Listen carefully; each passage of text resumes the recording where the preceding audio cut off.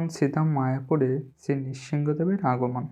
প্রথম 1984 সালের 24শে মার্চ রাত্রি 12:20 গোলাবারুদ বা অস্ত্র নিয়ে 35 জনের এক ডাকাত দল শ্রী মায়াপুর চন্দ্রদেব মন্দিরে আক্রমণ করে। ওরা ভক্তদের হয়রান করে এবং গালাগালিও করছিল। পরিস্থিতি আরও ঘোরালো হয় যখন ওরা শিল প্রভুপাদের এবং শ্রীমতী রাধারানীর শ্রী বিগ্রহ অপহরণ করতে চেষ্টা করে। ভক্তরা নির্ভয়ে ডাকাতদের মোকাবেলা করতে এগিয়ে যান। শিল প্রভুপাদ আর শ্রীমতী রাধারানীদেরকে নিয়ে চলে যাবেন। ভক্তরা কি নীরবে দর্শক হয়ে এগুলো বসে দেখবেন? ডাকাতদের প্রতি গুলি ছোড়া হয়, কয়েকজন ডাকাত মারাও পড়ে, ওদের পরিকল্পনা ভেস্তে যায়। শিল প্রভুপাদকে উদ্ধার করা গিয়েছিল, কিন্তু শ্রীমতী রাধারানীকে আর প্রধান বেদিতে বিদ্যমান দেখা গেল না। এই ঘটনায় ভক্তদের মনে সত্যি খুব নাড়া দিয়েছিল। এর একটি স্থায়ী সমাধান করার জন্য বিশেষত পরিচালক মণ্ডলী খুবই চিন্তিত হয়ে পড়লেন। এটা মায়াপুর ভক্তদের প্রতি প্রথম আক্রমণ নয়। মায়াপুরের তৎকালীন যোগ্য নির্দেশক ভাবানন্দ দাস মন্দিরে শ্রী নৃসিংহদেব প্রতিষ্ঠা করার পরামর্শ প্রদান করেন। যোগপীঠের ভক্তদেরকে যখন ডাকাতরা হুমকি দিচ্ছিল, তখন শিল ভক্তিবিনোদ ঠাকুর এবং তার পুত্রসহ শিল ভক্তিসিদ্ধান্ত সরস্বতী ঠাকুর শ্রী লক্ষ্মী নৃসিংহদেবকে প্রতিষ্ঠান করেন। তারপর থেকে আর কোনো উপদ্রব হয়নি। মায়াপুরের অন্যান্য ভক্তরা অবশ্যই এইভাবে এদের অনুসরণ করতে তেমন আগ্রহী ছিল না। পূজারীকে হতে হবে আজন্ম নৈষ্ঠিক ব্রহ্মচারী। নৃসিংহদেবের পূজা করতে হবে কঠোর নিষ্ঠা সহকারে। তার পূজা করতে কে প্রস্তুত আছে? এই সমস্ত আপত্তি থাকা সত্ত্বেও ভাবানন্দ দাস শ্রী নৃসিংহদেবকে মায়াপুরে আনতে উৎসাহিত হলেন। তিনি ভক্তি সিদ্ধান্ত প্রভু আর আমাকে তার কয়েকটি ছবি আঁকতে বললেন। একদিন সত্র প্রণোদিত হয়ে তিনি বললেন যে শ্রী বিগ্রহের পা দুটি হবে বাঁকানো, লাফিয়ে পড়তে প্রস্তুত। তিনি দেখতে হবেন হিংস্রভাবে এদিক ওদিক দেখছেন এমন। তার হাতের আঙ্গুলগুলি দেখাবে একটু বাঁকানো। তার মস্তক থেকে আগুনের মতো শিখা নির্গত হবে। এই ধরনের একটি বিগ্রহের ছবি আমি অঙ্কন করি। ভক্তরাও পছন্দ করলেন। পঙ্কজাগ্রিক দাস ব্রহ্মচারী তার অর্চন করতে রাজি হলেন। কলকাতার এক ধন্যাত্ম ভক্ত রাধাপদ দাস ওই বিগ্রহ নির্মাণ এবং প্রতিষ্ঠানের জন্য যাবতীয় ব্যয়ভার বহন করতে চাইলেন। তাতে মনে হলো ইস্কন মায়াপুরে শ্রী নৃসিংহদেবের আবির্ভাবের ঘটনার এক বেশ সহজসাধ্য ব্যাপার হবে। রাধাপদ দাস সত্তর 1,30,000 টাকা দান করলেন। তাতে মাস তিনেকের মধ্যে প্রতিষ্ঠার জন্য বিগ্রহ প্রস্তুত হয়ে যাবে। এসব কাজের জন্য আমি দক্ষিণ ভারতে গেলাম।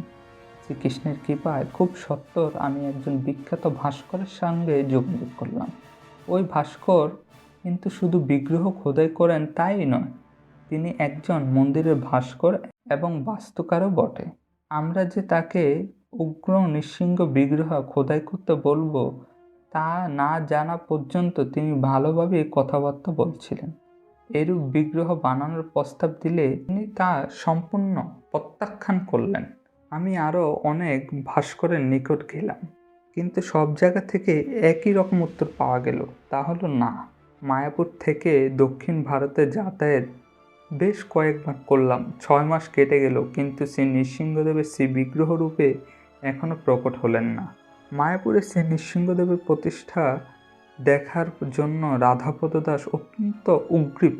তিনি আমাকে বললেন, আমি যে ভাস্করের নিকট প্রথমে গিয়েছিলাম তার সঙ্গে দেখা করে তাকে যেন আমাদের আবেদনটি পুনরায় পেশ করি। এইবার এই ভাস্কর যেন একটু সদয় বলে মনে হলো।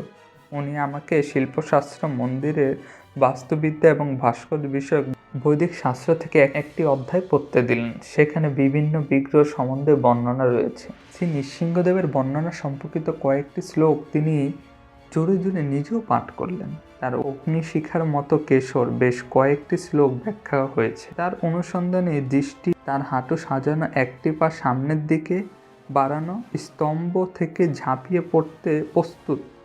উনি যখন এই সমস্ত পাঠ করলেন আমি তাজ্জব হয়ে গেলাম। এইটিই তো আমরা চাইছি।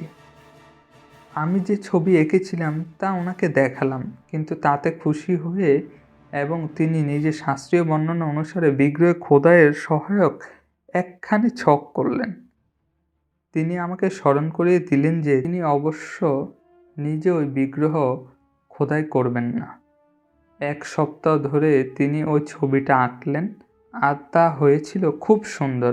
আমি মায়াপুরে ফিরে এসে কর্তৃপক্ষকে ওই ছবি দেখালাম। প্রত্যেকে চাইলেন যে এই ভাস্করই যেন এই বিগ্রহ খোদাই করেন। তাকে রাজি করার জন্য আবার আমাকে দক্ষিণ ভারতে যেতে হলো।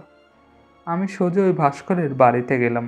বড়ই উদ্বেগ ছিলাম যে নৃসিংহদেব যেন কৃপা করে সেদা মায়াপুরে আমাদের মন্দিরে প্রকট হতে রাজি হন। এই প্রার্থনা ছাড়া আমি আর কি করতে পারি। আমি তাকে দুটো কথা বলতে না বলতে উনি বললেন যে তিনি সেই বিগ্রহ খোদাই করবেন। কিভাবে তিনি এই সিদ্ধান্তে উপনীত হলেন তা এক মজার ব্যাপার। ওই ভাস্কর আমাদের অনুরোধ নিয়ে তার গুরুদেব কাঞ্চি পরমের শঙ্করাচার্যের নিকট গিয়েছিলেন। তার গুরুদেব সঙ্গে সঙ্গে উত্তর দিলেন, করবে না, তোমার বংশ নাশ হবে। মুহূর্তকাল চিন্তা করে তিনি জিজ্ঞাসা করলেন, এই বিগ্রহ খোদাই করতে তোমাকে কে বলেছে? তখন তিনি শুনলেন যে নবদ্বীপ থেকে হরেকৃষ্ণ ভক্তরাই চাইছে। তিনি খুব চিন্তিত হয়ে পড়লেন। নবদ্বীপ থেকে হরেকৃষ্ণ ভক্তরা চাইছে, ওরা উগ্র নৃসিংহ চাইছে। উগ্র নৃসিংহ খোদাই করার আর তা প্রতিষ্ঠা করার জটিলতা সম্বন্ধে কি ওদের কোনো ধারণা আছে? 3000 বৎসর পূর্বে খুবই উন্নত ভাস্করেরা কেবল এই বিগ্রহ বানাতেন। মহীশূরে যেতে এক জায়গায় এক ভয়ঙ্কর উগ্র নৃসিংহ প্রতিষ্ঠিত ছিলেন। যে নৃসিংহদেব তার কোলের উপর অসুর হিরণ্যকশিপুরকে বিদীর্ণ করে তার নাড়ি ভুঁড়ি বের করে সারা বেদির উপর ছড়িয়েছেন। ওখানকার অর্চন ছিল খুব উচ্চমানের। ওখানে প্রতিদিন হাতি সহযোগে শোভাযাত্রা করে উৎসব হতো। কালক্রমে অর্চনে ভাটা পড়ে।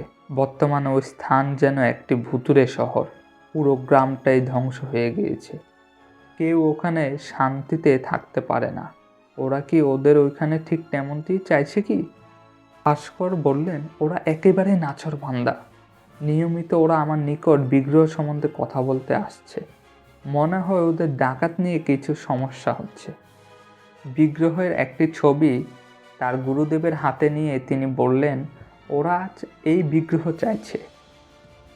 ওর গুরুদেব ছবিটি হাতে নিয়ে খুব ভালোভাবে দেখলেন। তিনি বললেন, এ তো উগ্র শ্রেণীর, কিন্তু এই বিশেষ ভাবের বিগ্রহকে বলা হয় স্থাণু নৃসিংহ। এই পৃথিবীর কোথাও এমন বিগ্রহ নেই। এমনকি স্বর্গে দেবতারাও এই রূপের আরাধনা করেন না। হ্যাঁ, এই বিগ্রহ উগ্র শ্রেণীর।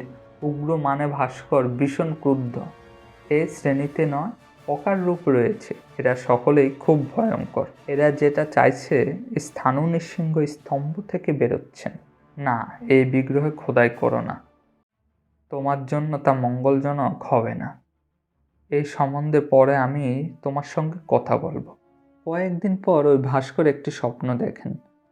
স্বপ্নে তার গুরুদেব এসে তাকে বললেন, এদের জন্য তুমি স্থাণু নৃসিংহ খোদাই করতে পারো। পরের দিন তিনি কাঞ্চীপুর থেকে লোক মারফত প্রেরিত একখানি পত্র পান। ওই পত্রখানি শঙ্করাচার্য প্রেরিত। তাতে তিনি মন্দির সংস্কার সংক্রান্ত কিছু উপদেশ প্রদান করেছিলেন। তার নিচে একটি পাদটিকা ছিল, তাতে লেখা ছিল, ইস্কনের জন্য তুমি স্থাণু নৃসিংহ খোদাই করতে পারো। ভাস্কর আমাকে ওই পত্রখানি দেখিয়ে বললেন, আমার গুরুদেব আমাকে আশীর্বাদ করেছেন। আপনাদের বিগ্রহ আমি বানিয়ে দেব। আমি আনন্দে বিহ্বল হয়ে উঠি। আমি ওনাকে কিছু টাকা অগ্রিম দিলাম আর জিজ্ঞাসা করলাম, বিগ্রহ খোদাই করতে কত সময় লাগবে? 6 মাসের মধ্যে বিগ্রহ প্রতিষ্ঠার জন্য তৈরি হয়ে যাবে। আমি মায়াপুরে ফিরে আসি। পবিত্র ধামে 4 মাস নিশ্চিন্তে কাটিয়ে আমি ভাবলাম, দক্ষিণ ভারতে গিয়ে নৃসিংহদেবের পূজার জন্য প্রয়োজনীয় ভারী ওজনের পেতলের জিনিসপত্র কিনে তারপর বিগ্রহ নিয়ে ফিরব। ভাস্করের সঙ্গে সাক্ষাৎ না হওয়া পর্যন্ত সেই যাত্রা ছিল সুব্যবস্থা ও নির্বিঘ্নের। আমি ওনাকে বললাম, পূজার জন্য প্রয়োজনীয় সমস্ত জিনিসপত্র কেনা হয়ে গিয়েছে, আমি বিগ্রহ নিতে এসেছি। ভাস্কর আমার দিকে এমনভাবে তাকালেন, আমি বোধহয় বড় নির্বোধ। উনি বলে উঠলেন, কি বিগ্রহ? আমি এখন পর্যন্ত উপযুক্ত শিলেই পাইনি।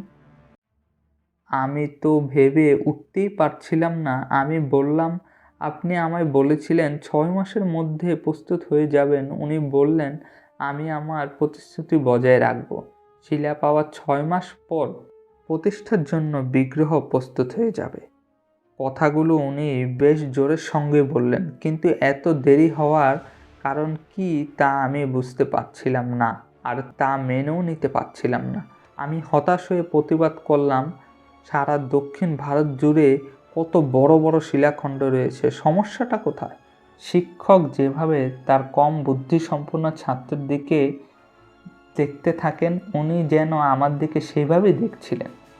উনি সুচিন্তিতভাবে বললেন, আমি কোনো উদুখল বানাচ্ছি না, আমি শিব বিগ্রহ বানাচ্ছি। শাস্ত্র আমাদের বলেন যে বিষ্ণু বিগ্রহ বানাতে কেবল জীবন্ত শিলারই ব্যবহার করা যাবে। যে শিলাখণ্ডে 7টি স্থানে আঘাত করলে প্রতিটি স্থান থেকে শাস্ত্র অনুসারে শব্দ উৎপন্ন হবে, ওই শিলা হবে যথার্থ। আবার আরও একভাবে ওই শিলা জীবন্ত কিনা নির্ধারণ করা যায়। এক রকমের পোকা আছে, ওরা স্ফটিক ধরনের শিলা খায়। ওই পোকা যদি ওই শিলার এক প্রান্ত খেয়ে ছিদ্র করে অপর প্রান্ত দিয়ে বেরিয়ে আসে আর তাতে ওই ছিদ্র বরাবর থাকে, তাহলে সেটি যে জীবন্ত শিলা তাতে আর কোনো সন্দেহই থাকে না। ওই ধরনের শিলাখণ্ড থেকেই কেবল আপনার শ্রী নৃসিংহদেবের বিগ্রহ বানানো যাবে। এই ধরনের শিলা কবিতা বলে। এরূপ শিলা থেকে খোদাই করা শ্রী বিগ্রহের মধ্যে যথার্থ বিগ্রহের সমস্ত বৈশিষ্ট্য সুন্দরভাবে ফুটে উঠবে। ধৈর্য ধরে আমি আন্তরিকতার সঙ্গে 1 খণ্ড 6 ফুটের শিলা অনুসন্ধান করেছি। আমি চমৎকৃত, আবারও একটু উদ্বিগ্ন। মায়াপুরের ভক্তরা খুব সত্বর বিগ্রহ আসবে বলে চেয়ে আছেন। আমি এখন তাদের নিকট কিভাবে এই জীবন্ত শিলা অনুসন্ধান ব্যাখ্যা করব? তারা হয়তো নৃসিংহদেবের মর্মর বিগ্রহই চেয়ে বসবেন। আমি ভাবলাম প্রহ্লাদ মহারাজের মূর্তির ব্যাপারে ভাস্করের সঙ্গে আলোচনা করব। মাফ করবেন, আমি গতবারে যখন আপনার কাছে এসেছিলাম বলতে ভুলে গেছি, আমি প্রহ্লাদ মহারাজের মূর্তিও চাই। আমরা প্রহ্লাদ নৃসিংহদেবের অর্চন করতে চাই। আপনার কি অভিমত? ভাস্কর নিশ্চিত করে বললেন, আমার মনে হয় না তা সম্ভব হবে। আমি হতবাক হয়ে তার দিকে চেয়ে রইলাম। উনি মুচকি হেসে বললেন, আপনারা চান সব কিছু হবে যথাযথ শাস্ত্র অনুসারে। আপনার যে শ্রী নৃসিংহদেব হবেন 4 ফুট উঁচু, তুলনামূলকভাবে হিসাব করলে প্রহ্লাদ মহারাজ হবেন জীবাণুর আকারের। আমি বললাম, আমরা চাই 1 ফুট উচ্চতা প্রহ্লাদ মহারাজ। ভাস্কর বললেন, বেশ, তাহলে তার অর্থ দাঁড়াচ্ছে আপনাদের নৃসিংহদেব হবেন 120 ফুটের মতো। প্রহ্লাদ মহারাজের আকার নিয়ে আমরা অনেক যুক্তিতর্ক করতে লাগলাম। অবশেষে ভাস্কর মশাই স্বস্তির নিঃশ্বাস ছেড়ে 1 ফুট উঁচু প্রহ্লাদ মহারাজ বানাতে রাজি হলেন। এবার মায়াপুরে ফিরে গেলে আমি কিছু সুখবর দিতে পারবো। 2 মাস পরে আমি দক্ষিণ ভারতে ফিরে আসি। অগ্রগতি কিছুই হয়নি। প্রতি 30-40 দিনে একবার আমি দক্ষিণ ভারতে আর মায়াপুরে যাতায়াত করতে থাকলাম। তারপর শিলা পাওয়া গেল, আর ওই ভাস্কর যেন তখন এক ভিন্ন মানুষ হয়ে গিয়েছিলেন।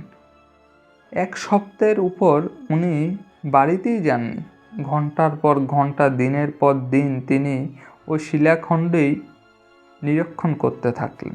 ওনার হাতে চক ছিল, কিন্তু তা দিয়ে কিছুই আঁকেননি। তিনি তার শ্রমিকদের কেবলমাত্র শিলাখণ্ডকে আয়ত্ত করতে, বাকি অংশগুলো বাদ দিতে বললেন। পরের বারে যখন ওনার নিকট গেলাম, তখন উনি ওই শিলার উপর একটি চক করছেন মাত্র। এই ব্যাস! আমি তো চিন্তিত হয়ে পড়লাম।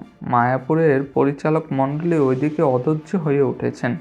আমি হতাশ হয়ে তাকে জিজ্ঞাসা করলাম, আপনি কি নিশ্চিত যে 6 মাসের মধ্যে আপনি বিগ্রহের কাজ শেষ করতে পারবেন?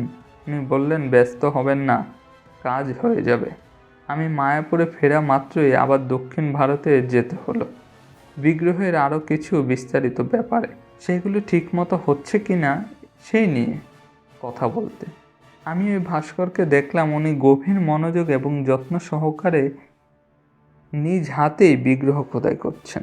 সে পর্যায়ে সেটি আর শিলা নেই, বিগ্রহের আকার এসে গেছে। ভাস্কর তখন বিগ্রহের বাহুতে অত্যন্ত বানাতে শুরু করেছেন। এগুলো করতে আরও 2 সপ্তাহ লেগেছিল। সব কিছুই খুব সূক্ষ্ম এবং মসৃণ করা হয়েছিল। আমি তা দেখে খুব সুখী এবং প্রভাবিত হয়েছিলাম। বিগ্রহ সম্পূর্ণ করতে ওই ভাস্কর প্রায় 1 বছরের একটু বেশি সময় লেগেছিল। বিগ্রহ সম্পূর্ণ করেই উনি আমাকে খবর দেননি। উনি কয়েকদিনের জন্য কোনো এক আত্মীয়ের বাড়ি বেড়াতে যাবেন ভেবেছিলেন। তখন ছিল বর্ষাকাল। কিছু লোক ওনাদের বাড়িতে বেড়াতে এসেছিলেন। তাই তিনি ভেবেছিলেন শ্রী নৃসিংহদেবকে ওই চালাঘরে তালা মেরে রাখলেই নিরাপদ। 2 দিন বাদে তার একজন প্রতিবেশী ছুটে এসে খবর দিলেন যে সেই চালাঘরে আগুন লেগেছে। প্রচুর বৃষ্টি হয়ে সব কিছু ছিল ভেজা, কিন্তু নারকেলের পাতায় ছাউনিতে আগুন ধরে গেছে। তিনি ছুটে গিয়ে দেখলেন যে নৃসিংহদেব অক্ষত, কিন্তু ছাউনি পুড়ে ছাই হয়ে গিয়েছে। সঙ্গে সঙ্গে উনি আমায় ফোন করছেন, দয়া করে আপনার বিগ্রহ নিয়ে যান, উনি সব পুড়িয়ে ফেলেছেন। উনি যে এখনই যেতে চাইছেন এই থেকে বোঝা যাচ্ছে। উৎসাহের সঙ্গে আমি দক্ষিণ ভারতে গেলাম, একটি লরি ভাড়া করলাম। তাতে অর্ধেকটা বালি ভর্তি করা হলো এবং আমি ভাস্করের কার্যালয়ে এসে ভাবলাম এরপর কাজগুলো সহজ হবে। আমি ভুলেই গিয়েছিলাম যে নৃসিংহদেব ভীষণ ভীষণ ওজনদার ব্যক্তিত্ব। ওনার ওজন 1 টন। 2-3 ঘন্টা চেষ্টা চালানোর পর আমরা সেই বিগ্রহকে ছাউনি থেকে নিরাপদে লরিতে উঠালাম।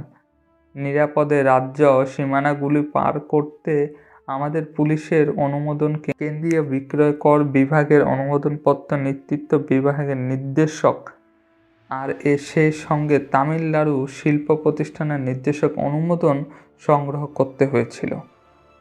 প্রয়োজনীয় কাগজপত্র দস্তখত করার আগে প্রতিটি আধিকারিকই বিগ্রহ দর্শন করতে চেয়েছিলেন। নৃসিংহদেবের দর্শন করা মাত্রই ওরা খুব সহযোগী এবং সিদ্ধস্ত হয়ে উঠেছিলেন। 24 ঘন্টার মধ্যে আমরা সমস্ত প্রয়োজনীয় কাগজপত্র হাতে পেয়ে গিয়েছি। ভারত সরকারের আমলদারের থেকে এতটা সহযোগিতা পাওয়া ছিল এক অলৌকিক ব্যাপার। মায়াপুরে ফিরে আসার সময় আমাদের ভ্রমণ ছিল শান্তিপূর্ণ এবং নির্বিঘ্ন, কারণ আমাদের রক্ষক আমাদের সঙ্গেই ছিলেন। সাধারণত সেই বিগ্রহের প্রতিষ্ঠানের দিন ভাস্কর নিজে গর্ভগৃহে গিয়ে বিগ্রহের চক্ষু খোদাই করেন। একে বলে নেত্রদান। আমাদের শ্রী নৃসিংহদেবের ক্ষেত্রে তা ছিল এক ব্যতিক্রম। ভাস্কর ইতিমধ্যেই নেত্রদান করে দিয়েছেন। তিনি শুধু নেত্রদানই করেননি, তিনি বিগ্রহের প্রাণ প্রতিষ্ঠাও করেছেন। তাতে একটু পূজা এবং আরতিও করতে হয়। এই জন্যই সমস্ত কাগজপত্র এত সত্বর পাওয়া গিয়েছিল, আর পরমেশ্বর ভগবানকে নিয়ে আসাও খুব সহজ হয়েছিল। তাতে কোনো সন্দেহ নেই, তিনি উপস্থিত ছিলেন। আর ভগবান শ্রী নৃসিংহদেবকে না বলবে এমন সাধ্য কার আছে? শ্রী নৃসিংহদেবের প্রতিষ্ঠা অনুষ্ঠান ছিল খুবই সোজা। তাতে 3 দিন লেগেছিল, 28 থেকে 30 জুলাই 1986। আমার মনে হয়েছিল ওই বিগ্রহ প্রতিষ্ঠা বুঝি সহজেই হয়ে গেল। কাঞ্চীপুরমের শঙ্করাচার্যের গভীর সতর্ক বাণী আমাকে গভীরভাবে চিন্তিত করছিল, কিন্তু উচ্চ প্রাণবন্ত কীর্তন শ্রবণ করে আমি শান্তি অনুভব করছিলাম। কলিযুগের একমাত্র যথার্থ ঐশ্বর্য সংকীর্তন যোগ্য সম্পূর্ণ ব্যাপারটির উপরেই প্রাধান্য বিস্তার করছিল। তাতে আমি উজ্জীবিত ও সন্তুষ্ট বোধ করছিলাম। এতদিনের সংক্ষিপ্ত আন্দোলনের রক্ষক শ্রী নৃসিংহদেব শ্রী মায়াপুর চন্দ্রদেব মন্দিরে নিজেকে প্রকাশ করলেন। জয় নৃসিংহদেব ভগবান কি জয়, জয় প্রহ্লাদ মহারাজ কি জয়। এই হলো শ্রী মায়াপুরে নৃসিংহদেবের আবির্ভাবের নীলা কাহিনী। আগামী 29 থেকে 2 ফেব্রুয়ারির মধ্যে বিশ্বের সবচেয়ে বড় মন্দির শ্রী মায়াপুর চন্দ্রদেব মন্দিরেই নৃসিংহদেবের বিশাল ওপেনিং সেরেমনি আয়োজন করা হয়েছে। আপনারা সকলেই আমন্ত্রিত। হরে কৃষ্ণ। জয় নৃসিংহ ভগবানের নীলা কাহিনী কি জয়, জয় প্রহ্লাদ মহারাজ কি জয়।